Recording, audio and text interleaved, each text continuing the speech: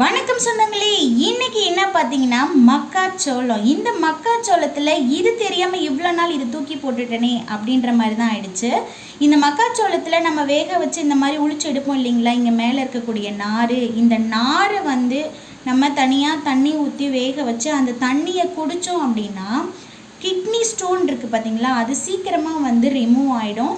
அது மட்டும் இல்லாமல் இந்த மக்காச்சோளத்தில் என்னென்ன சத்துக்கள் இருக்குது அப்படின்னு பார்த்தீங்கன்னா தாது சத்துக்கள், விட்டமின் சத்துக்கள் ப்ளஸ் நார்ச்சத்து, முக்கியமாக நார்ச்சத்து இதில் இருக்குது. அதனால் இந்த மாதிரி மக்காச்சோளம் உங்களுக்கு கிடைச்சிதுன்னா மறக்காமல் இதை நீங்கள் கண்டிப்பாக மிஸ் பண்ணாமல் கொஞ்சமாவது கூட சாப்பிட்டு பாருங்கள். நாங்கள் எங்கள் ஊர்லலாம் நாங்கள் மக்காச்சோளம்னு சொல்லுவோம். நீங்கள் வீடியோ பார்த்துட்ருக்கீங்க, உங்களுடைய ஊரில் இதை என்னன்னு சொல்லுவீங்கன்னு மறக்காமல் கமெண்ட்டில் சொல்லிட்டு போங்க.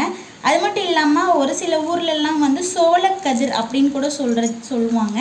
நீங்கள் உங்கள் ஊரில் இதுக்கு பேர் என்ன வச்சுருக்கீங்க அப்படின்றத மறக்காமல் கமெண்ட்டில் சொல்லிட்டு போங்க.